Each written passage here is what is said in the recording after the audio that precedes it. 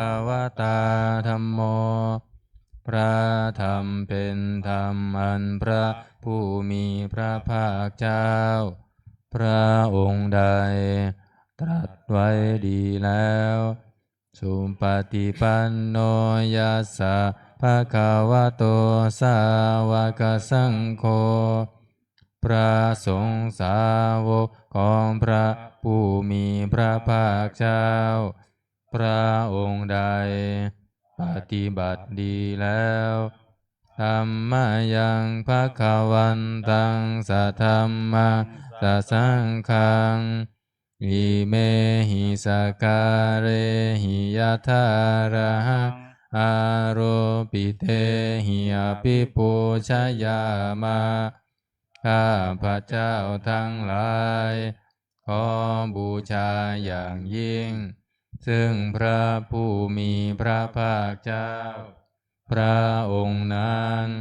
พร้อมทั้งพระธรรมและพระสงฆ์ด้วยเครื่องสักการะทั้งหลายเหล่านี้อันยกขึ้นตามสมควรแล้วสาธุโนพันเตภคะวาสุจิราปรินิพพุตโตปิข้าแต่พระองค์ผู้เจริญพระผู้มีพระภาคเจ้าแม้ปรินิพพานนานแล้วทรงสร้างคุณอันสำเร็จประโยชน์ไว้แก่ข้าพระเจ้าทั้งหลายปัจฉิมาชนะทานุกรรมปมานาสา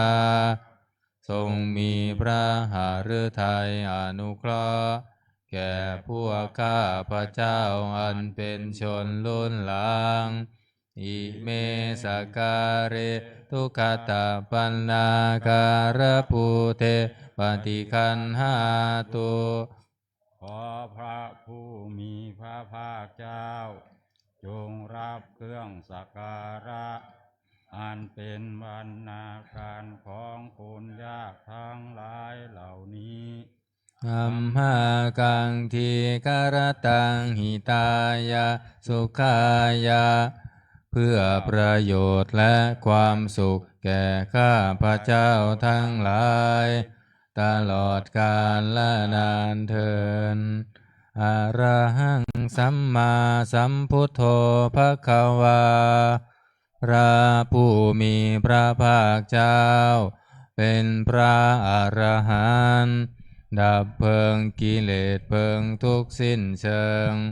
ตรัสรู้ชอบได้โดยพระองค์เองพุทธังภคะวันตังอภิวาเทมิข้าพระเจ้าอภิวาทพระผู้มีพระภาคเจ้าผู้รู้ผู้ตื่นผู้เบิกบานสวากขาโตภควตาธัมโมพระธรรมเป็นธรรมที่พระผู้มีพระภาคเจ้าตรัสไว้ดีแล้วธัมมังนามัสสามิข้าพระเจ้านามัสการพระธรรมสุปฏิปันโนภควโตสาวกสังโฆสงฆ์สาวกของพระผู้มีพระภาคเจ้าปฏิบัติดีแล้วสังฆังนามามิข้าพระเจ้านอบน้อมพระสงฆ์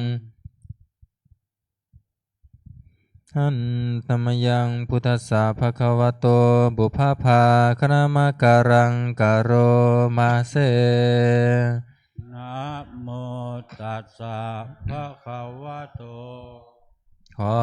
นอบน้อมแด่พระผู้มีพระภาคเจ้า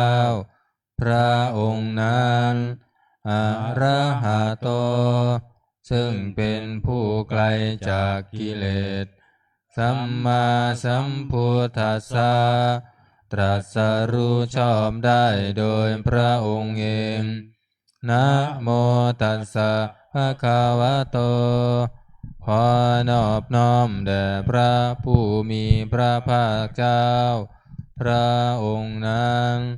อรหัตโตซึ่งเป็นผู้ไกลจากกิเลสสัมมาสัมพุทธัสสะตรัสรู้ชอบได้โดยพระองค์เองนะโมตัสสะภะคะวะโตขอนอบน้อมแด่พระผู้มีพระภาคเจ้าพระองค์นั้นอรหัตโตซึ่งเป็นผู้ไกลจากกิเลสสัมมาสัมพุทธัสสะ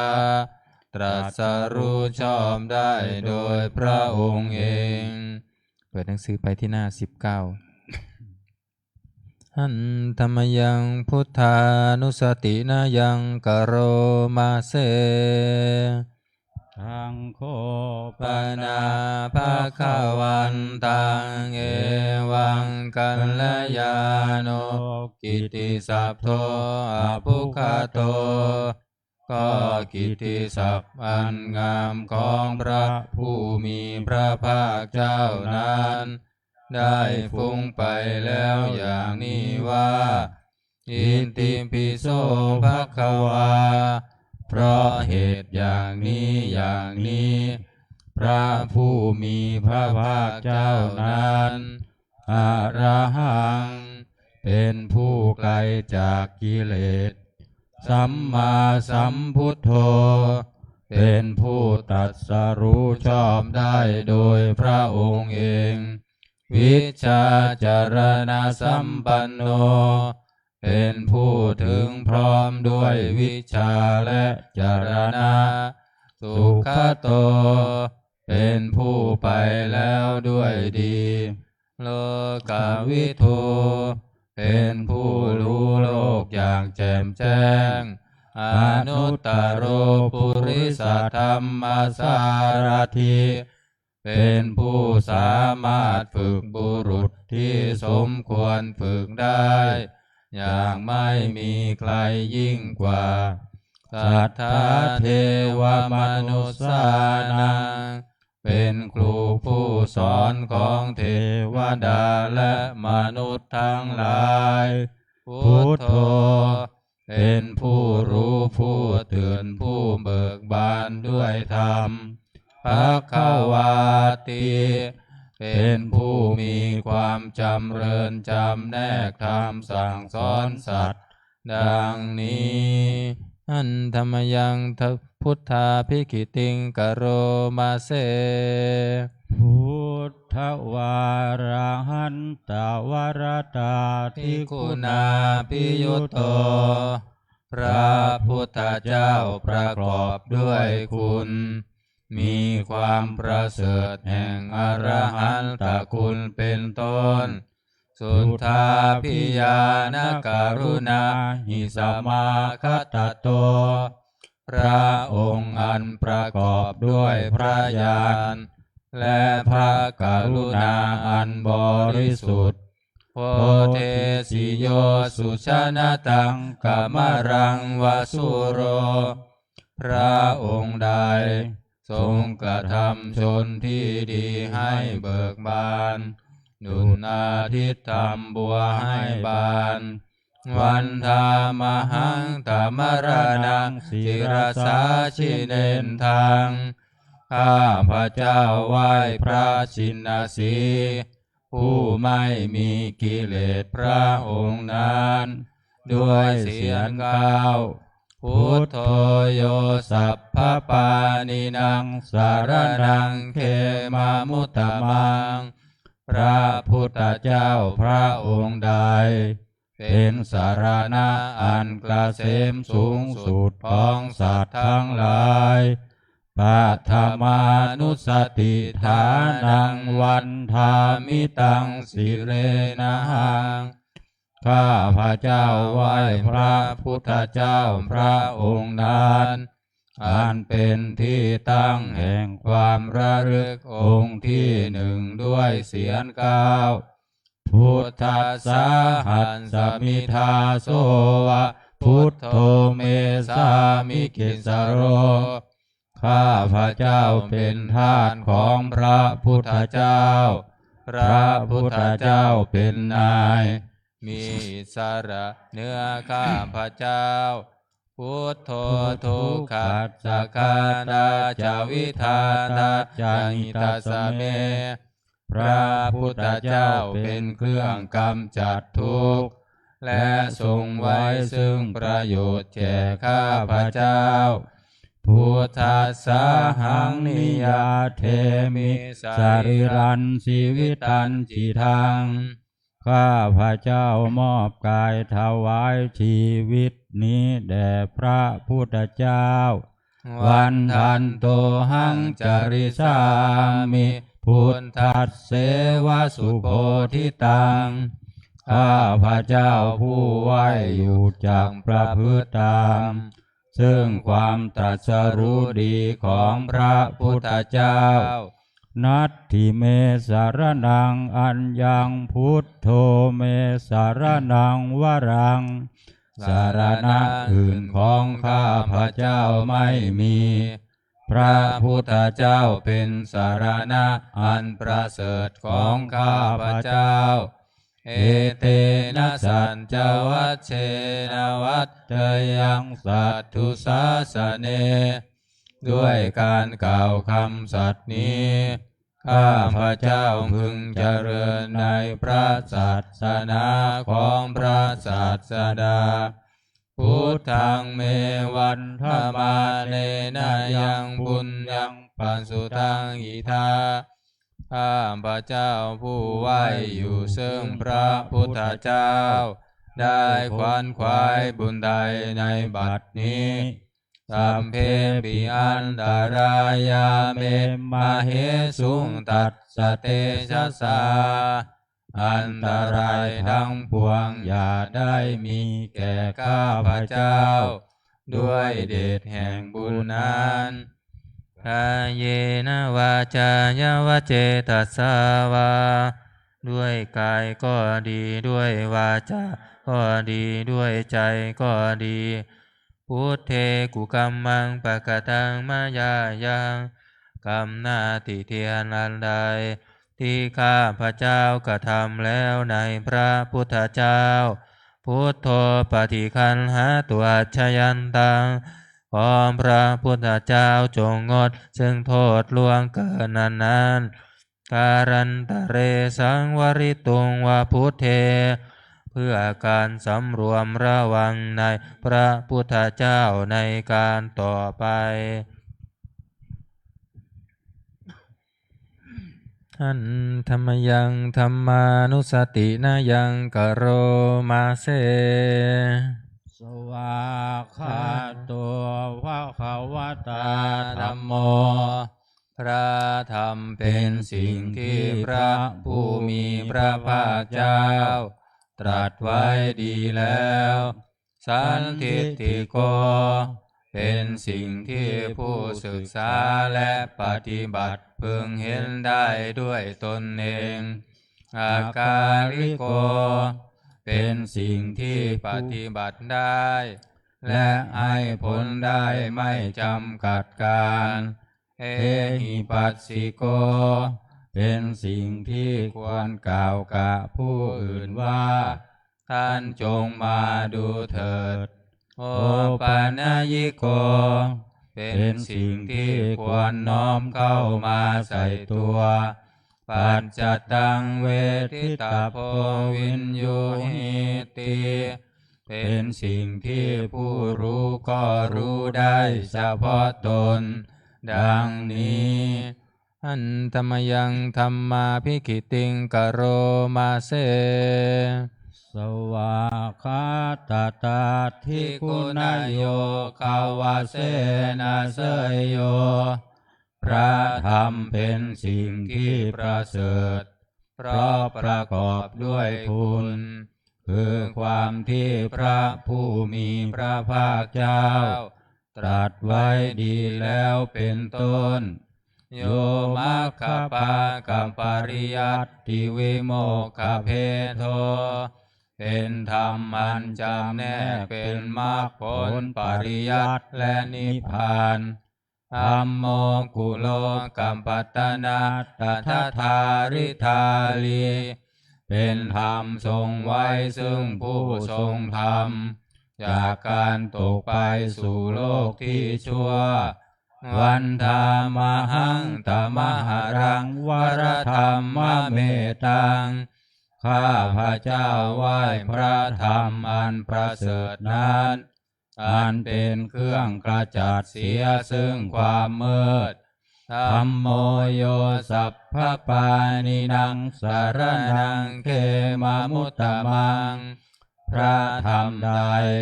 เป็นสารณะอันเกษมสูงสุดของสัตว์ทั้งหลายทุติยานุสติทานังวันทามิตังสิเรนะหังข้าพระเจ้าไหว้พระธรรมนั้นอันเป็นที่ตั้งแห่งความระลึกองค์ที่สองด้วยเสียงกล่าวธรรมัสสาหัสสมิทาโสวะธัมโมเมสามิกิสโรข้าพระเจ้าเป็นทาสของพระธรรมพระธรรมเป็นนายมีอิสระเหนือข้าพระเจ้าธัมโมทุกขัสสะคาตาจาวิธาดาจาหิตัสสะเมพระธรรมเป็นเครื่องกำจัดทุกข์และทรงไว้ซึ่งประโยชน์แก่ข้าพระเจ้าธัมมัสสาหังนิยาเทมิสรีรันชีวิตันจิทังข้าพระเจ้ามอบกายถวายชีวิตนี้แด่พระธรรมวันทันโตหังจาริสามิธรรมะเสวะสุธรรมตังข้าพระเจ้าผู้ไหวอยู่ซึ่งประพฤติตาม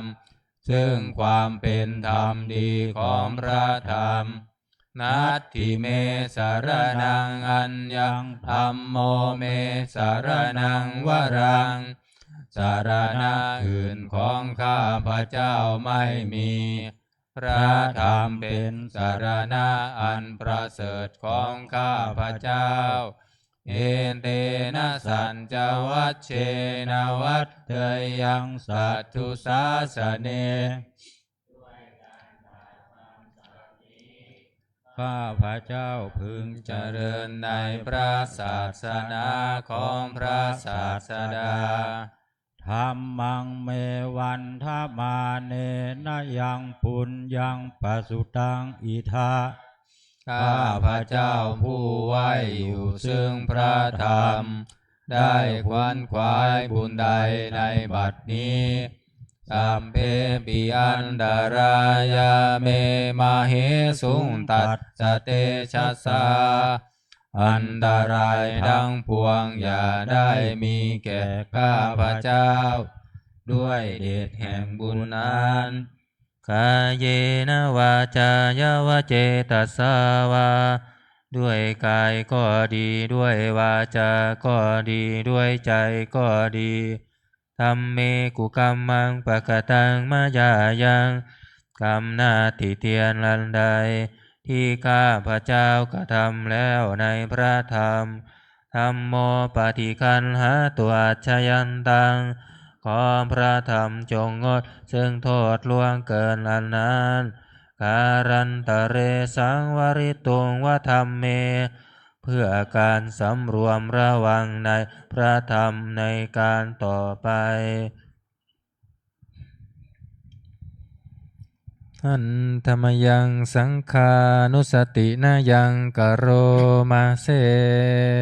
สุปฏิปันโนภะคะวะโตสาวกสังโฆทรงสาวกของพระผู้มีพระภาคเจ้าปฏิบัติดีแล้วอุชุปฏิปันโนภะคะวะโตสาวกสังโฆทรงสาวกของพระผู้มีพระภาคเจ้าปฏิบัติตรงแล้วญายะปฏิปันโนภะคะวะโตสาวกสังโฆ ทรงสาวกของพระผู้มีพระภาคเจ้าปฏิบัติเพื่อรู้ธรรมเป็นเครื่องออกจากทุกข์แล้วสามีจิปฏิปันโนภะคะวะโตสาวกสังโฆทรงสาวกของพระผู้มีพระภาคเจ้าปฏิบัติสมควรแล้วยะทิทางได้แก่บุคคลเหล่านี้คือจัตตาริปุริสายุคานิอัตถามปุริสาภุคลาคู่แห่งบุรุษสี่คู่นับเรียงตัวบุรุษได้8บุรุษเอสะภะคะวะโตสาวกสังโฆนั่นแหละสงฆ์สาวกของพระผู้มีพระภาคเจ้า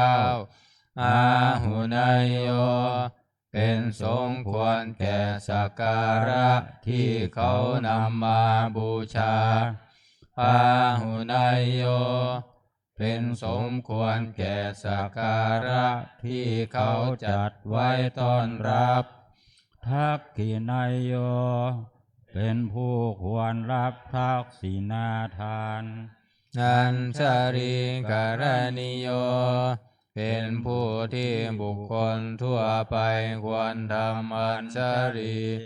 อนุตตรังบุญญักเขตังโลกัสสติเป็นเนื้อนาบุญของโลกไม่มีนาบุญอื่นยิ่งกว่าดังนี้ท่านธรรมยังสังฆาภิกิติงกโรมาเสสัทธรรมโช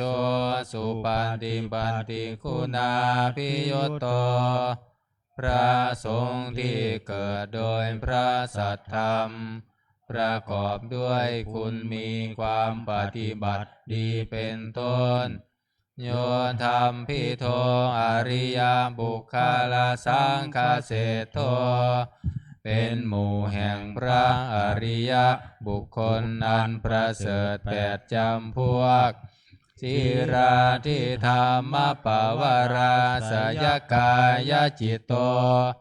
มีกายและจิตอันอาศัยธรรมมีศีลเป็นต้นอันบวรวันธามหังตมริยานาคานังสุทังข้าพระเจ้าไหว้หมู่แห่งพระอริยเจ้าเหล่านั้นอันบริสุทธิ์ด้วยดีสังโฆโยสัพพปานินังสารนังเขมามุตตมังพระสงฆ์หมู่ใดเป็นสารณะอันเกษมสูงสุดของสัตว์ทั้งหลายตติยานุสติทานังวันดามิตังสิเรนะหังข้าพระเจ้าไหว้พระสงฆ์หมู่นั้นอันเป็นที่ตั้งแห่งความระลึกองค์ที่3ด้วยเสียง9สังคัสสะหัสสมิทาโสวะสังโฆเมสามิคิสโรข้าพระเจ้าเป็นทาสของพระสงฆ์พระสงฆ์เป็นนายมีอิสระเหนือข้าพระเจ้าสังโฆทุกขัสสะคาดาจาวิธานาจาอิตัสสะเมพระสงฆ์เป็นเครื่องกำจัดทุกข์และทรงไว้ซึ่งประโยชน์แก่ข้าพระเจ้าสังคัสสะหังนิยาเดมิสรีรันชีวิตันจิตังข้าพระเจ้ามอบกายถวายชีวิตนี้แด่พระสงฆ์วันทันโทหังจาริสามิสังฆโสปฏิปันนตังข้าพระเจ้าผู้ไหวอยู่จากประพฤติตามซึ่งความปฏิบัติดีของพระสงฆ์นัตถิเมสารนังอัญญังสังโฆเมสารนังวรัง สารณะอื่นของข้าพระเจ้าไม่มี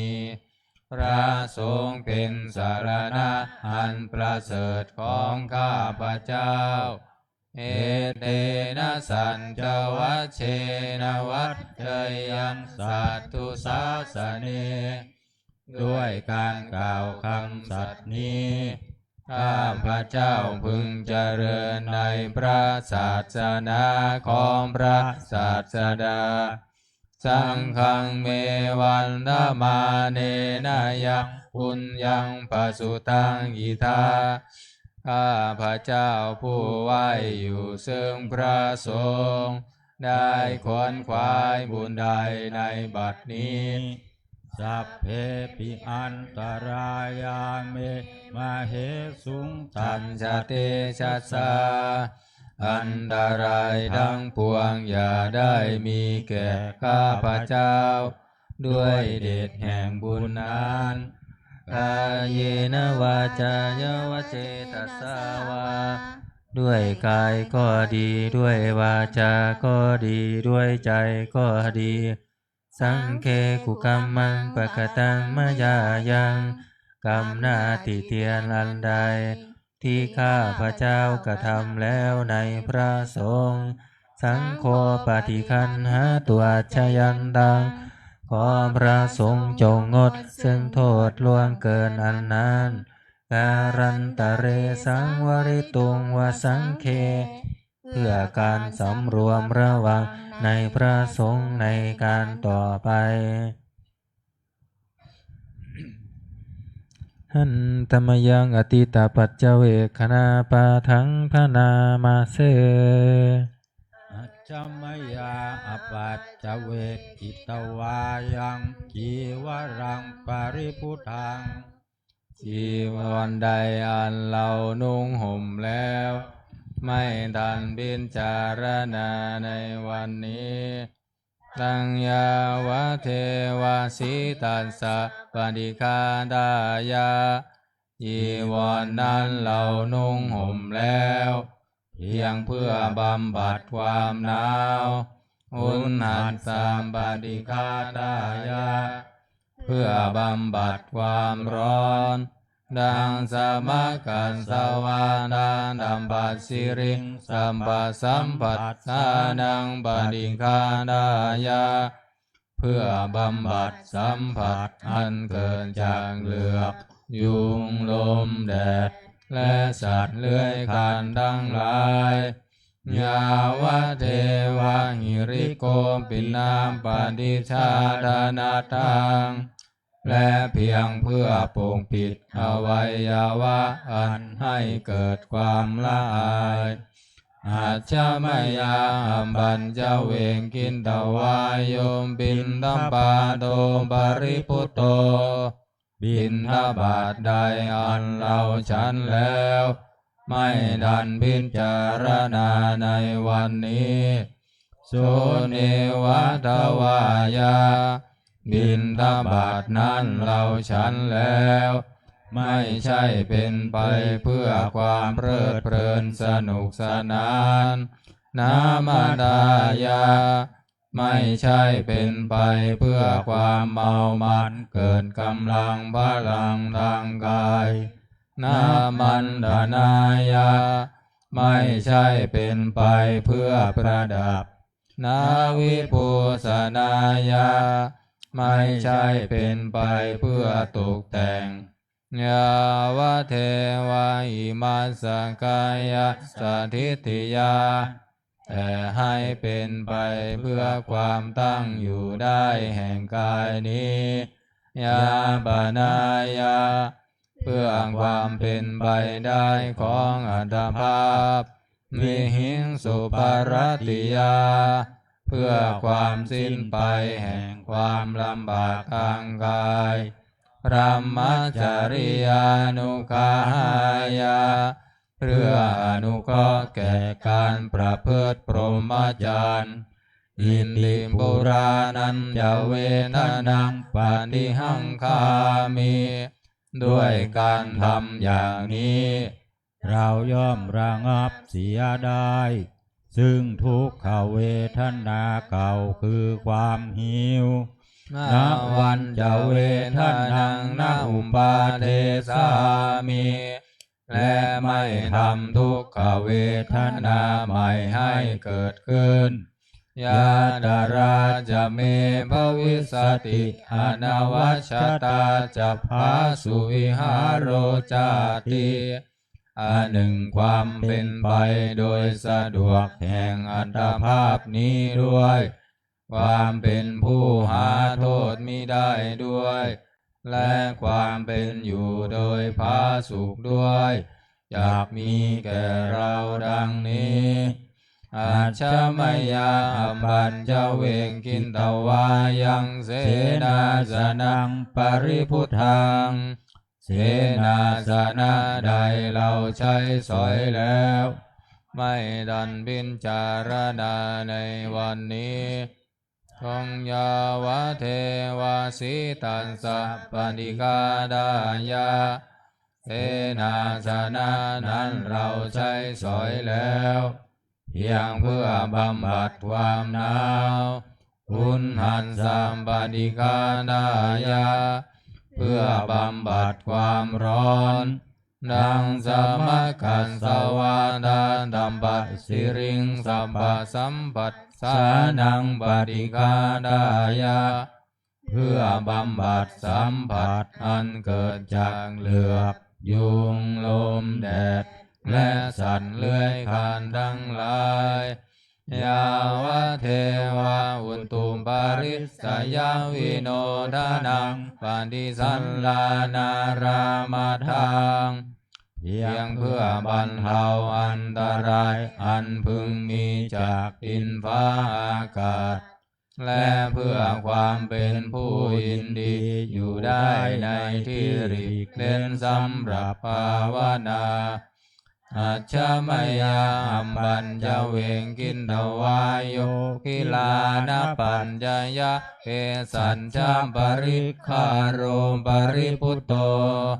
คิลานะเพสันบริขารใดอันเราบริโภคแล้วไม่ทันพิจารณาในวันนี้โส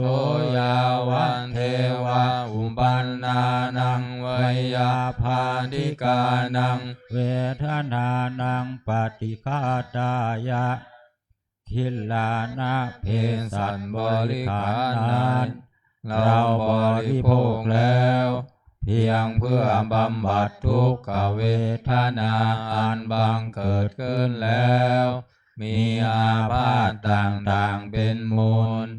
อาพยาปัจจปรมัตตายาติเพื่อความเป็นผู้ไม่มีโรคเบียดเบียนเป็นอย่างยิ่งดังนี้อันธรรมยังอุทิศนาทิฏฐานคาทาโยพานามาเส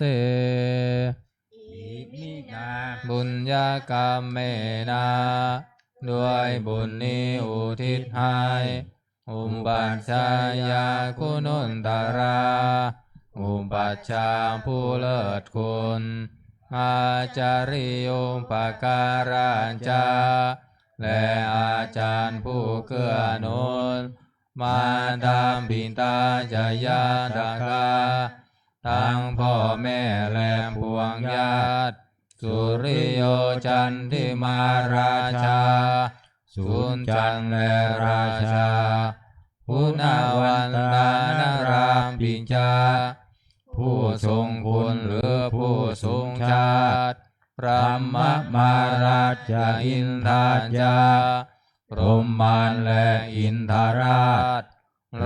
กปาราชเทวตาทั้งถวยเทพและโลกบาล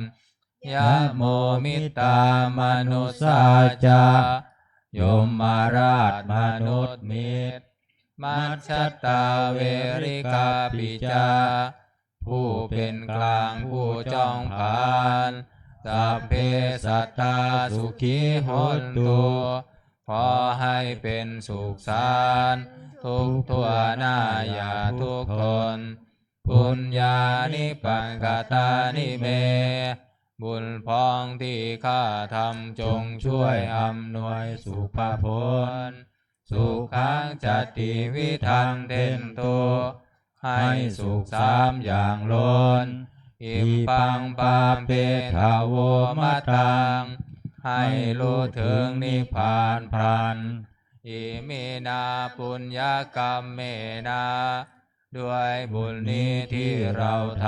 ำอิมินาอุทิเสนัญจาและอุทิศให้ปวงสัตว์ทีปาหังสุรเพเจวาเราพันได้ซึ่งการตัดตัณหุปาทานเฉทนังตัวตัณหาอุปาทานเยสันตาเนหินาธัมมาสิ่งชั่วในดวงใจยาวานิพพานโตมะมังว่าเราจะถึงนิพพานนาสันตุสัพพทาเยวามาลายสิ้นจากสันดานยัจจาชาโตภเวภเวทุกภพที่เราเกิดอุชุจิตตังสติปัญญามีจิตตรงและสติทั้งปัญญาอันประเสริฐสันเลโควิริยมมินาพร้อมทั้งความเพียรเลิศเป็นเครื่องขูดกิเลสหายมาราลพันตุโนกาสังโอกาสอย่าพึงมีแก่หมู่มารสิ้นทั้งหลายกาตุนจากวิริเยสุเมเป็นช่องประทุษร้ายทำลายล้างความเพียรจมพุทธาทิปาวโรนาโทพระพุทธผู้บวรนาถธัมโมนาโทวารุตตโมพระธรรมที่พึ่งอุดมนาโทปัจเจกพุทโธจาพระปัจเจกพุทธสมสังโฆนาโทตโรมะมังทมพระสงฆ์ที่พึ่งพยองเทสนตามานุภาเวนะด้วยอานุภาพนั้นมาโลกาสังละพันตุมาขอหมู่มารอย่าได้ช่องทัสสะปุญญานุภาเวนะด้วยเดชบุญทั้ง10 ปองมาโลกาสังละพันตุมาอย่าเปิดโอกาสแก่มารเถิดอันนี้สวดอนันตลักษณ์นะครับหน้า93เปิดหนังสือมนต์พิธีเล่มเหลืองหน้า52นะโมตัสสะภะคะวะโตอะระหะโตสัมมาสัมพุทธัสสะนะโมตัสสะภะคะวะโตอะระหะโตสัมมาสัมพุทธัสสะนะโมตัสสะภะคะวะโตอะระหะโตสัมมาสัมพุทธัสสะพุทธังสรณังคัจฉามิธัมมังสรณังคัจฉามิสังฆังสรณังคัจฉามิทุติยัมปิพุทธังสรณังคัจฉามิทุติยัมปิธัมมังสรณังคัจฉามิทุติยัมปิสังฆังสรณังคัจฉามิทันติยัมปิพุทธังสรณังคัจฉามิทันติยัมปิธัมมังสรณังคัจฉามิทันติยัมปิสังฆังสรณังคัจฉามิหน้า93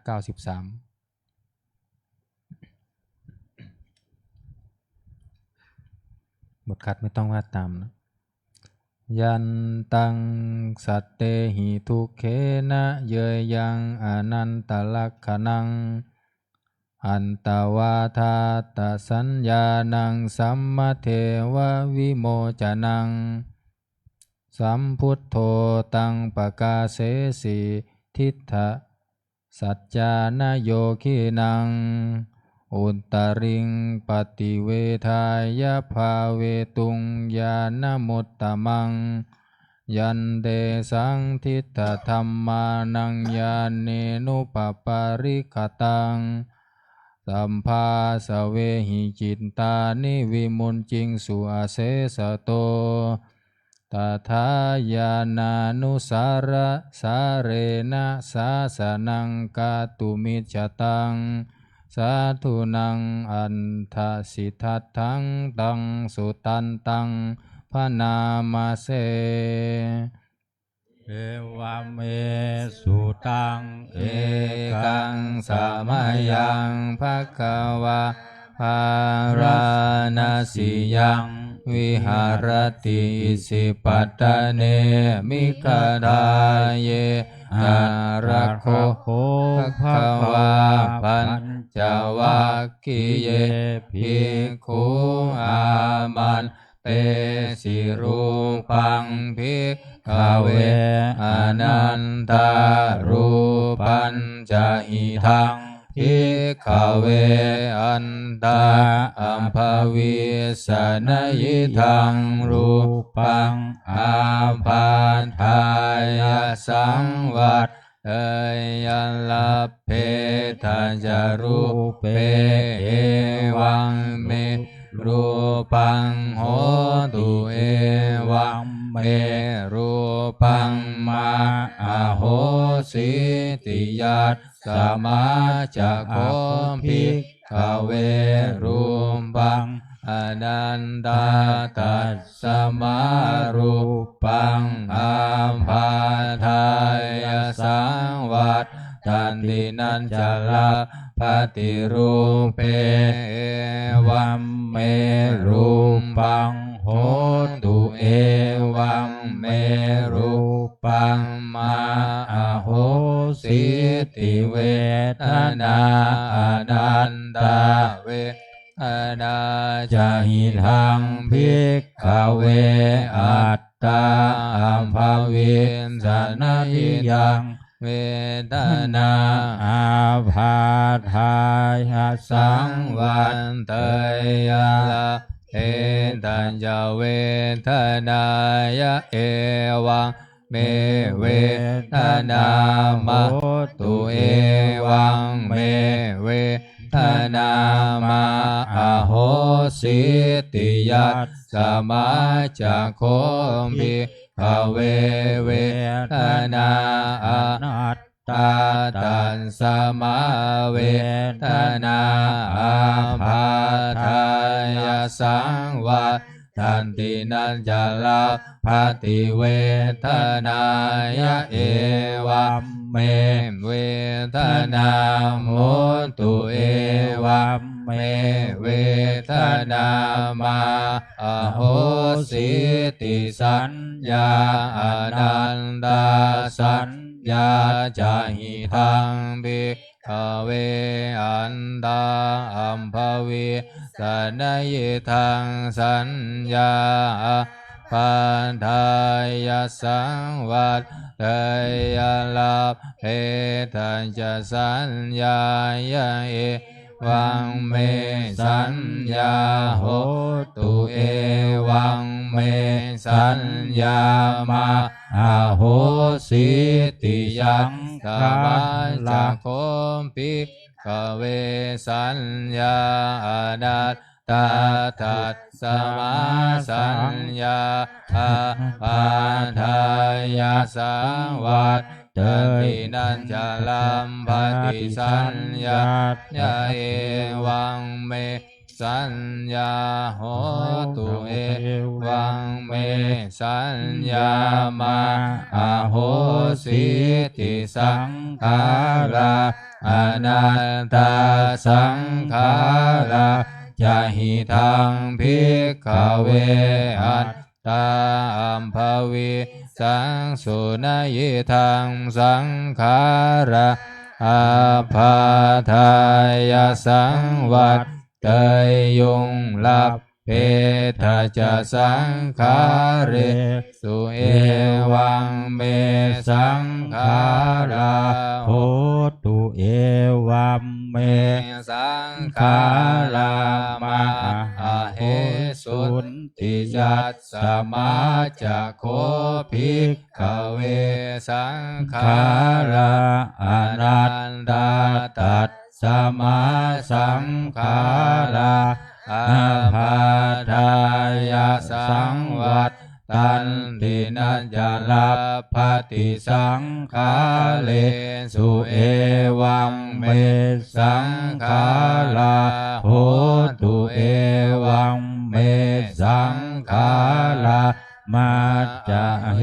สุนติวิญญาณังอนัตตาวิญญาณัจจวิทังภิกขเวอันตาอัมบวิสนยิทังวิญญาณังอาภาทายสังวัตเตยลัมเพนทัจวิญญาเนเอวังเมวิญญาณังโหตุเอวังเมวิญญาณังมาอาโหสิติยัสสมาจะโคภิกขเววิญญาณังอนันตาตัสสมาวิญญาณังอาภาทายสังวัตตันตินัจจลับพันติวิญญาเนเอวังเมวิญญาณังโหตุเอวังเมวิญญาณังมาโหสิติตังเกิงมัญญัตถาภิกขเววิปังนิจจังวาอนิจจังวาติอนิจจังพันเตยัมปนานิจจังทุกขังวาตังสุขังวาติทุกขังพันเตยัมปนานิจจังทุกขังวิปาริณามธัมมังกัลลังนุตังสัมมานุปัสสิตุงเอตังมะมะเอโสหามัสสมิเอโสเมอัตตาดิโนเหตังพันเตตังเกิงมัญญัตถาภิกขเวเวทนานิจจาวาอนิจจาวาติอนิจจาพันเตยัมปนานิจจาทุกขังวาตังสุขังวาติทุกขังพันเตยัมปนานิจจังทุกขังวิปาริณามธัมมังกัลลังนุตังสัมมานุปัสสิตุงเอตังมะมะเอโสหามัสสมิเอโสเมอัตตาดิโนเหตังพันเตตังกิงมัญญัตถาภิกขเวสัญญานิจจาวาอนิจจาวาติอนิจจาพันเตยัมปนานิจจังทุกขังวาตังทุกขังวาติทุกขังพันเตยัมปนานิจจังทุกขังวิปาริณามธัมมังกัลลังนุตังสัมมานุปัสสิตุงเอตังมะมะเอโสหามัสสมิเอโสเมอัตตาดิโนเหตังพันเตตังกิงมัญญัตถาภิกขเวสังขารานิจจาวาอนิจจาวาติอนิจจาพันเตย ยัมปนานิจจังทุกขังวา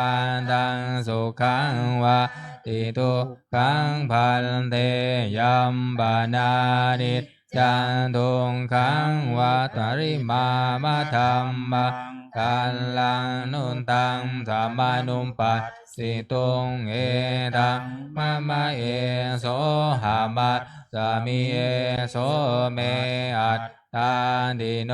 เหตังพันเตตังเก่งมันยัตถาภิกขเววิญญาณังนิจจังวาอนิจจังวาติอนิจจังพันเตยัมปนานิจจังทุกขังวาทังสุขังวาติทุกขังพันเตยัมปนานิจจังทุกขังวิปริณามธัมมังกัลลานุตังสัมมานุปัสสิตุงเอตังมะมะเอโสหามัสสามิเอโสเมอัตตาดิโนเหตังพันเตตัสสมาหิหาภิกขเวยังกินจิรูปังอเดดานาคตปัญยุปันนังอัจฉันตังวาภาหิมทาวาโอลาริกังวาสุขุมังวาหินังวาปะเนตังวายันทุเลสันติเกวาสัพพังลูปังเนตังมะมะเนโสหามัสสามินาเมโสอัตตาติเอวะเมตังยะถาภูตังสัมมัตปัญญายันทานธรรมังยากาจิเวทนาอันติตานาคตปัญยุปันนาอัจฉันตาวาภาหิทาวาโอลาลิกาวาสุขุมาวาเฮนาวาปะเนตาวายันทุเลสันติเกวาสัพพะเวทนาเนตังมะมะเนโสหามัสสามินาเมโสอัตตาดิเอวะเมตังอาภาภูตังสัมมัตปัญญายันทานธรรมังยากาจิสัญญาติตานังคันตปัตตุปันนาอัญชันตาวาภาหิทาวาโอลาลิกาวาสุขุมาวาหินาวาปะเนตาวายาทุเลสันติเกวาสัมภาสัญญาเนตังมะมะเนโสหามัสสามินาเมโสอัตตาดิเอวะเมตังยะถาภูตังสัมมาปัญญายันทานทัพพังเยเกจิสังขาราอันติตานาคตปัญยุปันนาฉันทาวาภาหิทาวาโอลาลิกาวาสุขุมาวาหินาวาปะเนตาวาเยทุเลสันติเกวาสัพเพสังขาราเนตังมะมะเนโสหามัสสามินาเมโสอัตตาดิเอวะเมตังยะถาภูตังสัมมัตปัญญายันทานทัพพังยังกินจิวิญญาณังอันเตตานาคตปัจจุปันนังอัจฉันตังวาภาหิทาวาโอลาลิกังวาสุขุมังวาหินังวาปะเนตังวายันทุเลสันติเกวาสัพพังวิญญาณังเนตังมะมะเนโสหามัสสามินาเมโสอัตตาดิเอวะเมตังยะถาภู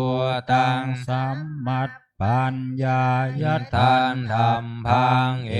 วังปันสังภิกขเวสุนตวะอริยสาวกโกรูปัสสมิงปินิพินทติเวทนายาปินิพินทันติสัญญายาปินิพินทันติสังขาเรสุปินิพินทันติวิญญาณัสสมิงปินิพินทันตินิมพิทังวิรัญชติวิราคาวิโมจจติวิโมตตัสสมิงวิโมตตเมติญาณังโหติขีนาชาติวุสิตังบรมจริยังกตังกรณียังนาปรังอิทัตตายาติปัชานาติติธรรมโวจัมภควาตัพพะ ปัญญา ภากิยาพิงโคภะคะวะโตภาสิตังอภินันทุงอิมัสสมิงจัปปนาเวยากรณัสสมิงปัญญมาเนปัญจวัคคิยานังพิงโคอนุปปะกายอาสเวหิจินตานิวิมุตจิงสุติหน้า1331133สัพพพุทธานุภาเวนะสัมปธัมมานุภาเวนะสัมปสังฆานุภาเวนะพุทธรัตนังธัมมรัตนังสังฆรัตนังอินังรัตนานังอนุภาเวนะจันตุราสิติสหัสตัธรรมขันธานุภาเวนะปินดังกัตตยานุภาเวนะชินาสวะคานุภาเวนะสัมเปเทโรคาสัพเพเตพยาสัพเพเตอันตรายาสัพเพเตอุปันทวาสัมเพเตทุนนิมิตตาสัมเพเตอวมังคลาวินาศสันตุอายุวัตตะโกธนวันตังโกสิริวันตังโกยันสวัตตะโกพลวันตังโกวันนาวัตตะโกสุขวัตตะโกโหตุสัพพันธาทุกขโรภังกายาเวลาโสกาสัตตุจุมปันทวาเนกาตรายาปิวินาสันตุอาเสสัตตาชัยสินทิธานังนาภังโสธิภาคายาสุขังพลังสิริอายุญญาวันโนพังพุทธิจายาสาวาสันตวัสสัจอายุจชีวสิทธิภาวันตุเตภาวันตุสัพพมังคารังละขันตุสัมปะเทวตาสัพพพุทธานุภาเวนาสันทาสุทิภาวันตุเตภาวันตุสัพพมังคารังละกันตุสัมปะเทวันตาสัมปะธัมมานุภาเวนัสสัทธาสุนทิภาวันตุเตภาวันตุสัพพมังคลังลังขันตุสัพพะเทวตาสัพพสังฆานุภาเวนัสสัทธาสุนทิภาวันตุเตทำเจริญจิตภาวนาทำสมาธิสักครู่แล้วแผ่เมตตาพร้อมกัน